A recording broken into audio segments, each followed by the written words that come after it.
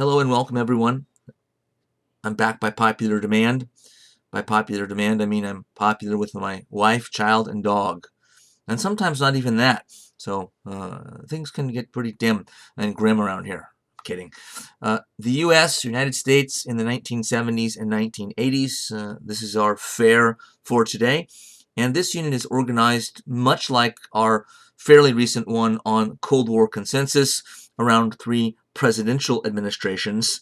Those of Richard Nixon, Gerald Ford, and the guy you see here on the screen with the conservative arrow appropriately pointed at him, Ronald Reagan. So history generally isn't taught or written any longer sort of in order of presidents. I mean, with the presidents kind of at the top of the billing in terms of subject matter.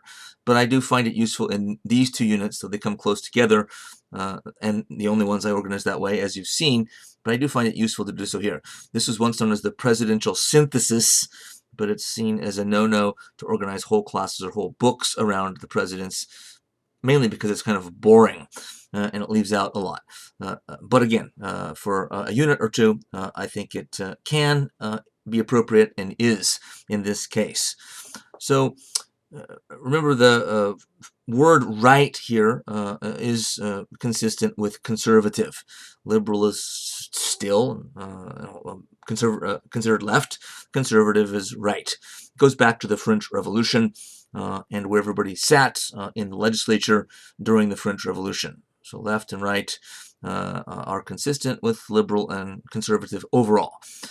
So why did America move to the right during this period? That's a good question. And the ensuing units in our PowerPoint presentation here, we'll get into more of the nitty-gritty on this, but just as for some prefatory remarks, I would say this, that through most of our class, at least once we got into the 20th century, the liberal side has really kind of dominated overall.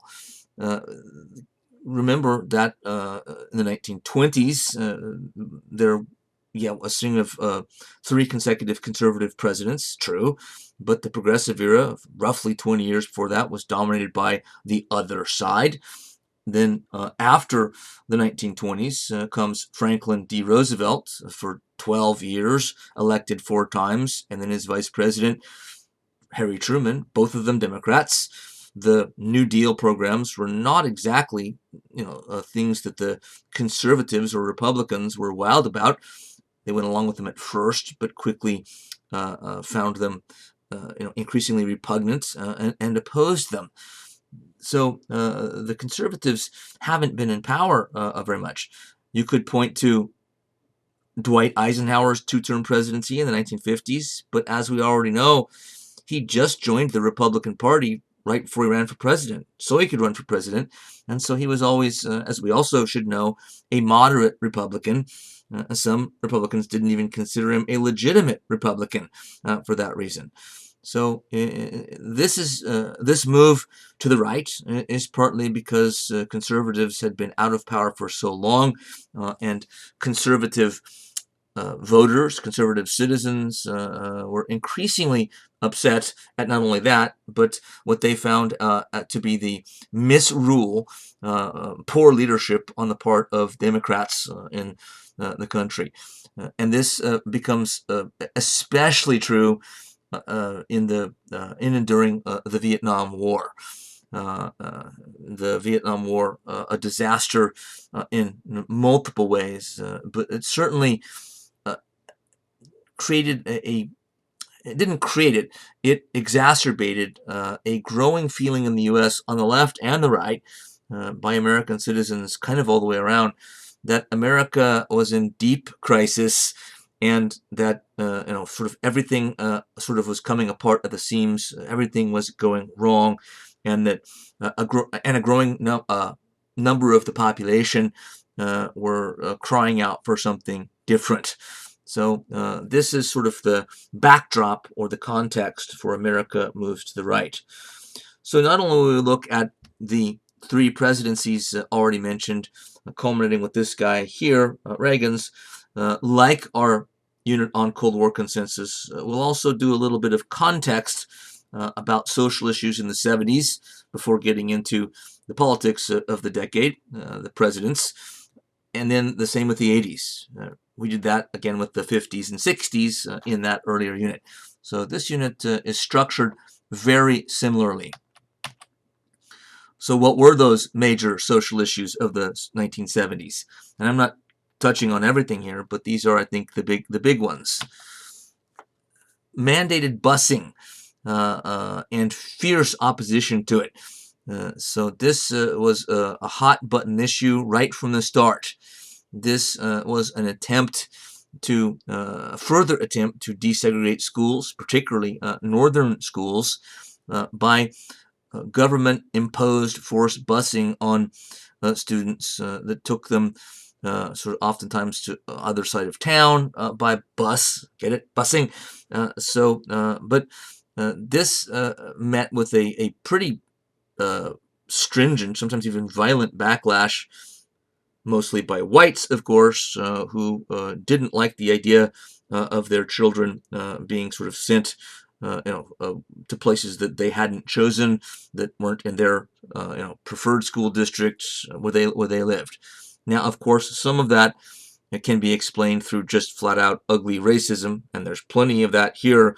You see these pictures from Boston. There's plenty of it there as well.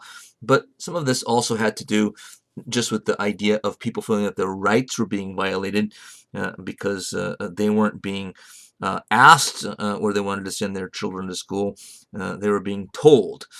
So it's a complicated issue, but there's no doubt there was a substantial amount of racism within this. So in Boston, as Professor Willentz at Princeton tells us in a book called The Age of Reagan, there was passionate controversy which turned violent when a mob of South Bostoners screamed racist insults, attacked black students, and otherwise attempted to prevent the desegregation of the beloved South Boston High. So the main point here, from my perspective, given the introduction I just gave you, is that this was extremely controversial and was one of the things that sort of showed America becoming more polarized in the 70s than it had been heretofore, and just another sort of element on top of the Vietnam War and all of the other dislocating features of American social life. The abortion issue was another deeply divisive one. It, of course, still is to this day. The Roe v. Wade decision coming in 1973 certainly didn't settle the issue because it caused a conservative backlash against the decision, and that's been true ever since. James Patterson, one of the most prominent historians on this era in American history, in his book Great Expectations, said, using a precedent, the right to privacy, that the court had enunciated 8 years earlier in striking down Connecticut's law against contraception, the decision, the Roe decision, surprised a great many Americans. For the next 2 decades, Roe v. Wade aroused extraordinarily powerful emotions, which further polarized a nation that was already fragmented along the lines of race, gender, and social class. Actually, this book I'm quoting from was written some time ago, about 15 years ago, so it's more than two decades. So again, the main point here that I'm making is I'm giving you all kinds of examples of what caused so much controversy, mainly social and cultural issues in this case, that eventually lead to kind of a changing of the guard at the top of American politics from Democrats to conservative Republicans. Affirmative action, another issue, hot button issue that stirred great controversy. The federal government attempting to bring racial equality in hiring, jobs, professions, school admissions, etc. The justices of the Supreme Court, I have this quote actually twice, 2 slides in a row, at least a segment, a portion of it later on, but Harry Blackmun, who wrote the decision in the Roe case, said here in a dissenting opinion, or was it a concurring opinion? I forget. He said, this is the Blocky case that he's referring to that we'll talk about in a moment. I yield to no one in my earnest hope that the time will come when an affirmative action program is unnecessary and is, in truth, only a relic of the past. Within a decade at most, American society must and will reach the stage of maturity where action along this line is no longer necessary. But in order to get beyond race, we must first take account of race. There is no other way. In order to treat persons equally, we must treat them differently. He's saying in the present that we might have to treat certain people unequally, so to speak, in order to get to equality. And of course, these kind of issues are alive and well even today. So some of these controversies have continued to flare, and in some ways, you could say, have flared even more in recent times. But again, I'm going to stick to my main point here, and that is we're trying to understand how there was and why there was a turn to the right politically, and whether the right was right or wrong is not my that's not my issue here. My issue is to explaining it. So the issue continuing to feature highly rights-conscious arguments and counter-arguments remained an abrasive source of intergroup tensions in the U.S. This coming from James Patterson as well. So all these issues kind of coming at one time, on the heels, on top of the Vietnam War, shocked many Americans. It was embraced by many Americans, of course, too. African Americans, people of color, people involved in the women's rights movement, feminist movement, etc. But that just means controversial. The Blocky case was sort of not the only Supreme Court case ever over affirmative action, but it's the biggest. And we have the quote, a chunk of it from Harry Blackman at the top. Alan Brinkley says, another historian currently, while the court upheld the principle of affirmative action in its celebrated decision, Blocky v. Board of Regents of the University of California established restrictive new guidelines for such programs in the future.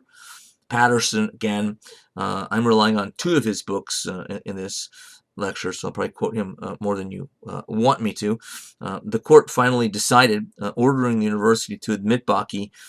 It did so, however, with the resounding lack of consensus that reflected divisions in popular opinion. So the Supreme Court itself was deeply divided, 9 members on this issue, just like the American public was. So it's a good kind of microcosm of how difficult this issue was to sort out for the court and for Americans as a whole. Blackman saying, again, in order to get beyond racism, we must first take account of race.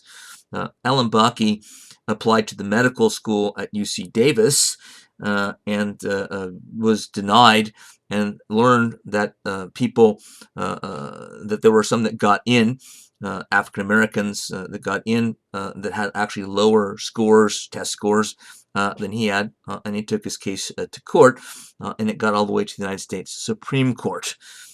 So this kind of thing is fairly standard for the Supreme Court in our history, and that is that they kind of took a double stance on this. They found a way to find for the plaintiff in this case, Blocky himself, so that he did eventually get into the medical school. But then in the various written opinions by the justices, they kept the door open, clearly open, though some disagreed, that affirmative action still was, in sort of the longer term, in the bigger picture, still viable constitutionally. So they decided the case narrowly for Blocky, which got him sort of around affirmative action, but the larger picture mainly was a victory for affirmative action. Another major shock for Americans came from overseas in the 1970s. The OPEC, the the Organization of Petroleum Producing Countries, and the oil embargo that really had a gigantic effect on the U.S. Actually, there were two of them throughout the 70s. I've kind of mushed them together here. Patterson, again, from Grand Expectation, says the effects of the embargo seriously upset hosts of people in the U.S. Cheap oil had been a key to American prosperity and economic growth in the post-war era. Suddenly, a more complicated world had arrived. Things will get worse before they get worse, a newspaper headline warned. And that headline, I think, is an interesting one, a telling one, because it shows that there was a great deal of pessimism uh, by the middle of the 1970s and beyond, even before to some degree. But it seemed like not only was American society having lots of domestic problems, but from this and some of the other things we'll talk about, then, right, now it's simultaneous, foreign policy and the world is sort of also impinging on American prosperity and the American way of life, since the oil producing countries, petroleum producing countries, right, and their organization, OPEC, was from outside fiddling with gas prices to the point where Americans were at their wits' end. Gas was, the price went way up, and there were shortages because OPEC had sort of choked off the supply and demand. So less supply, greater demand, relatively speaking, meant higher prices. And you saw, as you see in the lower left, lines at gas stations, oftentimes out of gas, stations out of gas on the right. Americans fighting over access to one place at a filling station, and it got ugly. It shows kind of Americans at their best and their worst, because in this kind of a acute crisis, some Americans went out of their way to let other people in line and sort of do generous things, and other times it got much nastier. Fights broke out, etc. But Americans were shocked because this had never really happened before. Since the beginnings of America's industrial boom, which we started with in this class, the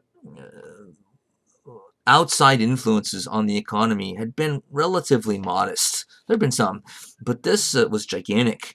As Patterson says, Americans were heavily reliant on their cars and cheap gasoline and didn't even give it a second thought most of the time until this. And realized, oh, we're more vulnerable than we thought to things going on around the world. You think? So this was a reality check. If that wasn't bad enough to cause Americans to feel pessimistic and anxious about the state of the world and the future of the United States within it, comes the Iran hostage crisis at the end of the 1970s. This was actually during the Carter administration. President Carter, I'm going to skip. I like President Carter. He's done wonderful things, especially after his presidency and up until now. But nonetheless, we're sticking with the theme of conservatism here. But this did happen on his watch. Not that it was necessarily his fault, though the attempt to free the hostages that were taken here can be laid at his doorstep. So this is not the last time by any stretch that Americans were taken hostage in the Middle East, but it's the first big one, and this was a shocker. For Americans to turn on the news, the evening news, and see that pictures or film footage of what you see on the right there was indeed something they had not been used to before. So another right wake-up call here. 66 U.S. diplomats, CIA officers, and U.S. citizens seized at the American embassy in Tehran, the capital of Iran. A small military operation, secret, to free them, failed miserably. Again, Carter administration took the brunt of that. It definitely affected his chances of being reelected. It wasn't the only factor. It might not have been the key factor, but it was a factor. The hostages were released after 444 days in captivity. As Professor Rourke, our guy, says, the disastrous rescue attempt and scenes of blindfolded U.S. citizens paraded before TV cameras fed Americans' feeling of impotence simmering since the defeat in Vietnam. So Americans feeling anxious and helpless here because, of course, they can't control these kind of events. And Rourke, of course, says that's all coming on top of Vietnam, as I have already today. Another big issue was something that was confusing to economists about the state of the American economy in the 1970s. Something called stagflation appeared. And this was something new. And so economists were left scrambling, trying to figure out what it was and sort of how it was happening. Sean Wilentz, Princeton professor, writes really good books in his Age of Reagan, said rising inflation combined with slow economic growth and rising unemployment was an alarming new syndrome, which led many expert economists to believe that America's world economic supremacy was or might be ending. Usually, inflation, as you see the arrow here going up, goes up along with economic growth. And when economic growth goes down, as you see it's happening here, there's usually deflation, where prices sort of decrease. But you had sort of both of these that were not supposed to go together. And there's plenty of economic, intellectual, scholarly work on this today, but it wasn't understood very well at the time. And there was, at least from the perspective of those living at the time and scholars sort of having to deal with this for the first time, there was understandable pessimism about America's economic future. Paul Volcker, the Fed chairman during this period and even into most of the Reagan administration, was very much concerned about inflation. The Fed chairman of the Federal Reserve, has enormous amounts of power in our system. It's not very well known unless you're really, into politics or study it, read about it a lot. But the Federal Reserve System really is America's national bank, and the Federal Reserve does, among other things, as one of its most important, at least self-proclaimed missions, is to sort of try to keep inflation in check. But Volcker, as Fed chairman, was even more concerned about it than most Fed chairmen. Wilentz, again, since Carter had appointed him chairman of the Federal Reserve in 1979, Volcker had continued to clamp down on the money supply, determined to rid the American economy of the inflation that he believed remained the chief obstacle to prosperity. The policy worked, at least at first. Between 1980 and 82, the rate of inflation dropped by more than half, from 13.5 to 6.2%. But after a slight, unexpected economic uptick in 1981 pushed Volcker to be more vigilant than ever, the Fed's tight money policy created, in effect, an intentional recession of surpassing severity. So what that means there, translated, is that Volcker, and there have been other Fed chairmen that have done something like this, but this was done on a large scale.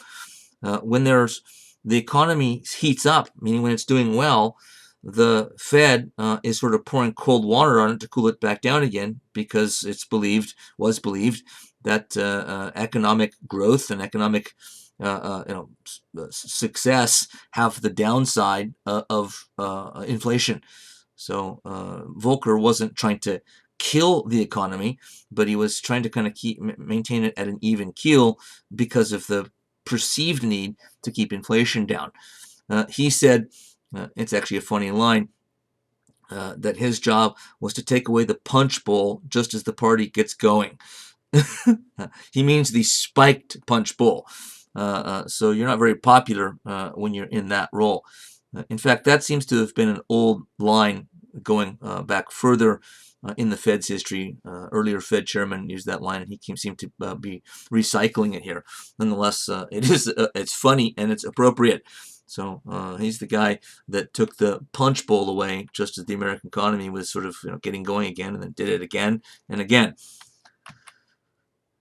So there was an overall backlash here by the 1970s and into the 1980s. That's part of the conservative right sort of leaning move in American society and politics and culture. rights-based reform movements are seen increasingly with suspicion, at least by conservative Americans and conservative political leaders. Rights-based, remember, goes back to the 1960s. Before that, there had been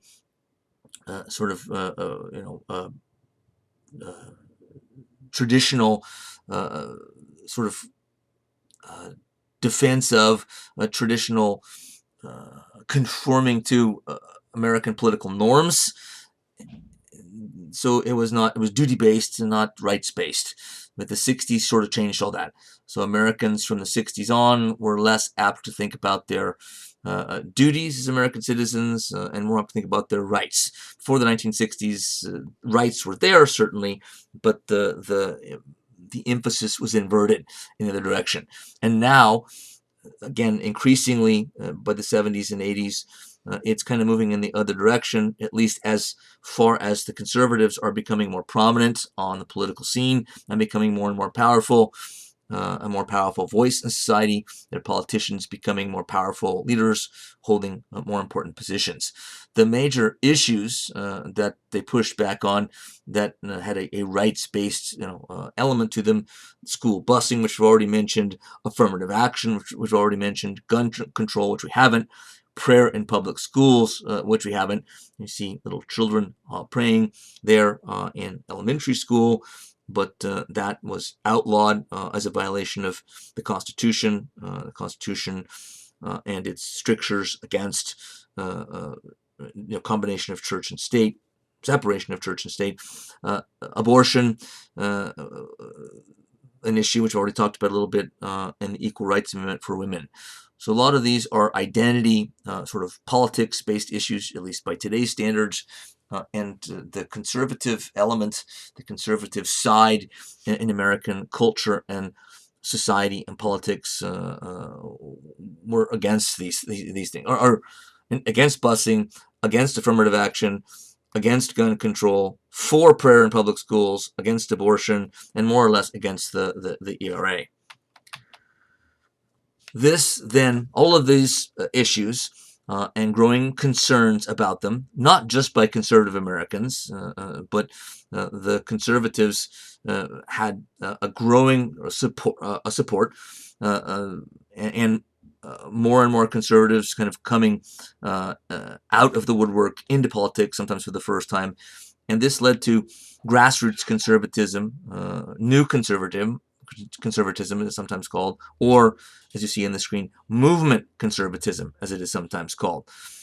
And President Nixon, the first president we're going to look at here, wasn't a movement conservative. He wasn't a new conservative we'll get into what that new conservative meant, but he understood enough to know that American conservatives did seem to be thinking about their place and issues from a new perspective, and he certainly played on it. Nixon was a classic political opportunist who didn't seem to have great moral convictions, taking a stand on this or that issue for moral reasons, but what he thought would sort of make him popular, get him reelected, increase and enhance his power. So he's the classic opportunist. So he wasn't a dyed-in-the-wool, movement conservative, but he saw that that's sort of where it was going, and went there in that direction because he thought it would work in terms of his goals of power and what he was doing in the United States as president. So Nixon invited Americans to ask not just what will government do for me, but what I can do for myself. Right? And that's, of course, a riff on John F. Kennedy's famous inaugural address when he said, ask not what your country can do for you, but what you can do for your country. So this is kind of an anti-government or limited government statement saying, no, America is about liberty and freedom, not about the government getting involved in everything, but it's about you sort of doing things for yourself. So as Professor Rourke goes on to say, invoking individualism and reliance on private enterprise rather than on government. These preferences would grow stronger in the nation during the 1970s and beyond.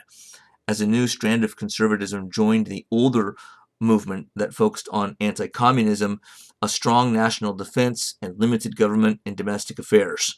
So it is sort of a strange combination to some people when they first come across this, in that the conservatives now want very strong government involvement when it comes to foreign policy, not limited government there, but limited when it comes to domestic policy, which to critics seems like inconsistency and contradiction, though I don't think that's necessarily true.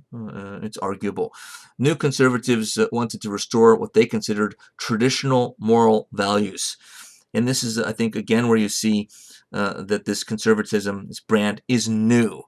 I'm not saying there were never, before this time, there weren't any conservatives that were conservatives because they believed in traditional moral values. It's just they hadn't really been had a strong political voice until this period. And there seems to be kind of more of them, and they're louder, and they develop political skills and political institutions, and sort of get this grassroots movement going. Phyllis Schlafly, you see sort of there on the screen, one of the sort of major figures during this period, eventually went on to fame in a number of publications and became a known figure in American conservative politics. In many ways, sort of anti-feminist sort of viewpoint that she was pushing. I mean, maybe more than in many ways. Stop the ERA means stop the Equal Rights Amendment. It's a little misleading when you think, well, she's against women's rights. She's a woman, and a woman with a successful career at that. Nonetheless, she was more or less an anti-feminist. Looking at the intellectual foundations and origins of modern conservatism, again, to give us some perspective and to give us some context, we begin with Milton Friedman, the tiny little economist from the University of Chicago with a big, big brain. He won a Nobel Prize in economics, was a longtime professor of economics at the University of Chicago, and part of the one of kind of the founding members of the Chicago School, as it became known. University of Chicago then, and still even now, is sort of known as sort of a center of conservative economic thought, even libertarian economic thought, which isn't always considered conservative depending on who you ask. But he really was one of the key figures behind a growing conservative approach to economics and libertarian approach. Again, sometimes those things can be seen as hand in hand, sometimes not. This Chicago School and Friedman's growing importance and influence in American intellectual life and even political life started with a critique of Keynesianism. Remember from our unit on the Great Depression, the great British economist John Maynard Keynes, who believed actually in government activity in the economy to stimulate demand, at least in times of trouble, like a depression. This group of economists who grew from here challenged that and basically focused on other aspects of economic policy, and sometimes government staying out of even having economic policy, letting markets work for themselves, which is consistent with libertarian thinking, was of growing importance within the conservative movement and getting more and more play in the country as a whole. I didn't say this, I think, at the time, but Keynesian thinking, stemming from John Maynard Keynes, had dominated the economics profession and dominated really in government economic policy circles up until this point. So from the 1930s, when Keynes' work first sort of became influential, it stayed influential. The economics departments in universities were filled with Keynesians. This is the first challenge. And to this day, there really still is a split in the universities between Keynesian economists and kind of the Chicago school type economists, even at other schools outside of Chicago these days.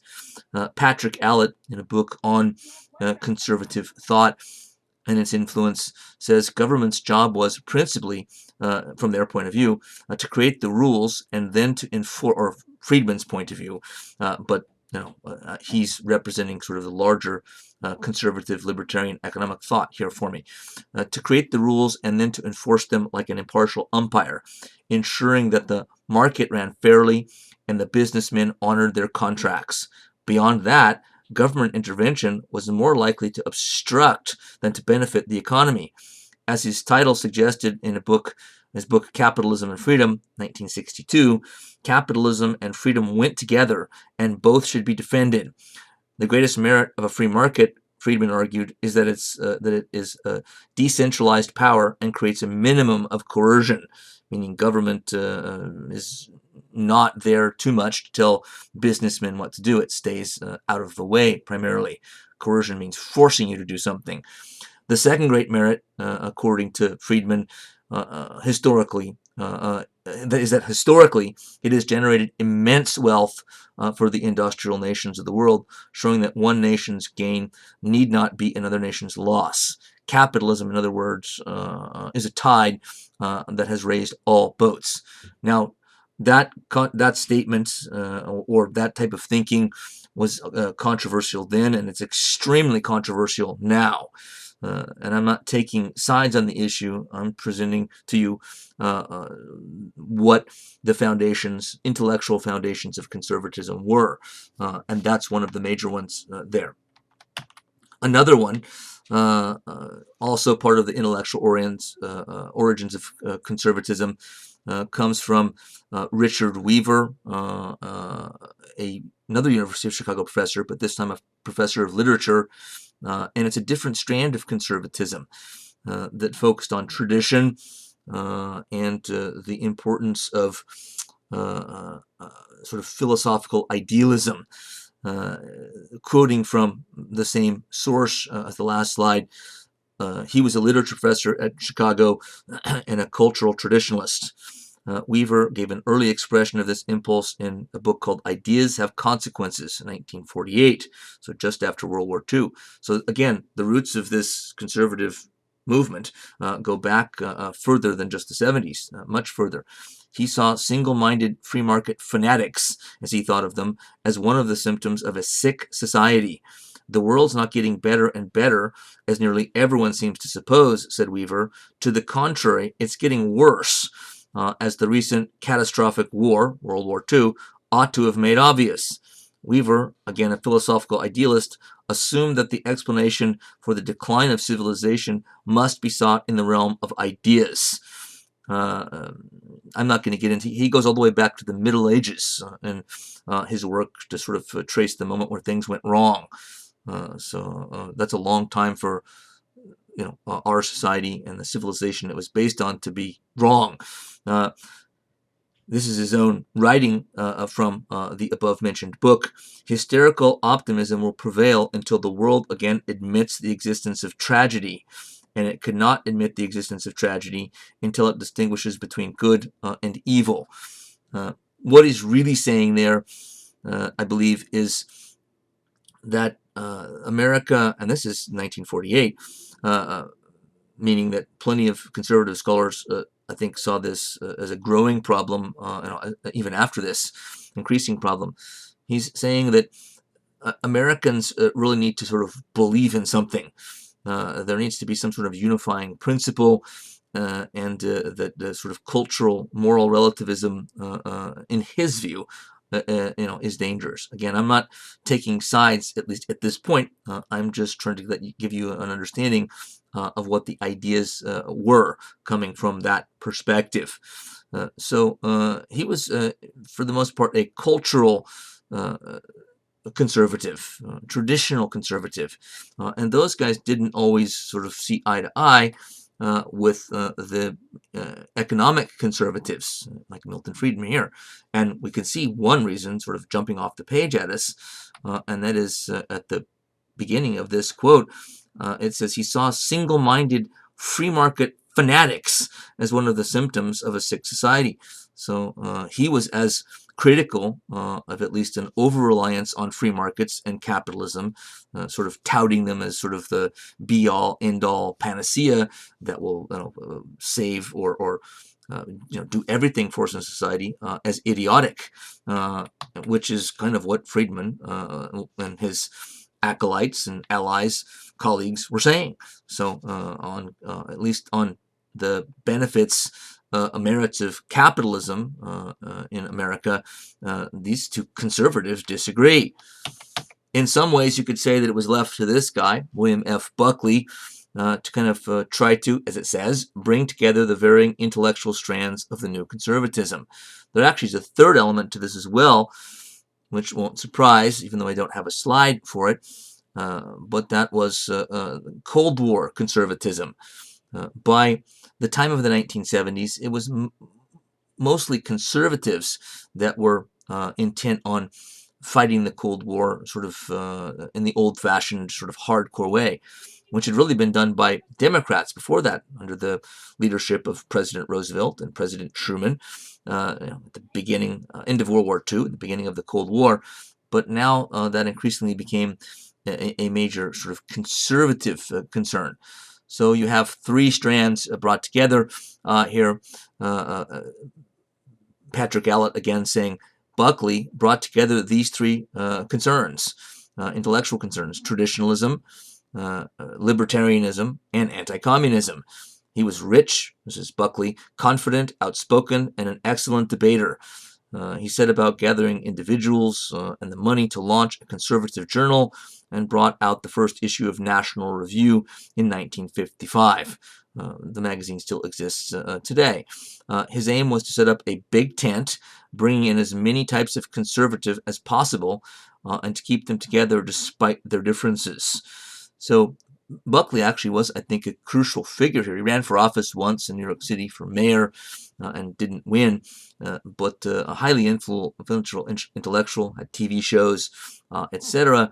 But he's not the only person that we can say this of, but he was sort of a key figure in unifying sort of conservatives because he realized, I think correctly, that there are so many different strands of conservatism, and we've already seen one, or how they could sort of disagree. We've seen one area of disagreement, that if they were to get anywhere politically and achieve power and get things done by holding political office, whoever the conservative might be, or conservatives in politics might be, that they'd have to sort of unify and sort of at least either put aside their differences, get beyond them, just agree to disagree, but stay, as it says here, in the same big tent.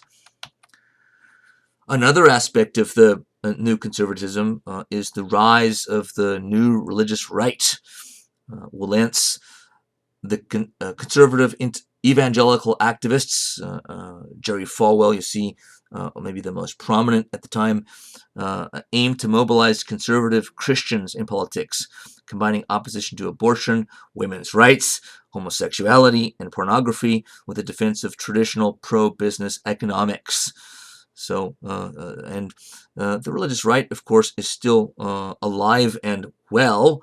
Of course, is an arguable term, or it depends on what we mean by well, but this group is still around. It's even gotten kind of louder in recent years, up to the present as well, and it's controversial for reasons I don't think I really need to even get into. Patrick Allott, again, in his book on conservative thought in America, said a rapid succession of jarring social changes had taken place very recently. The stigma against pre- and extramarital sex had disappeared among large sections of the middle class. Recreational drug use was widespread. Crime rates and divorce rates were rising. The Moral Majority, the organization that Falwell founded in 1979, its supporters saw themselves as last-ditch defenders against social breakdown, chaos, and evil, whereas its critics treated the movement as a cynical Republican grab for votes and power. Which one of those it is, or whether it's sort of in between, again, is open for interpretation.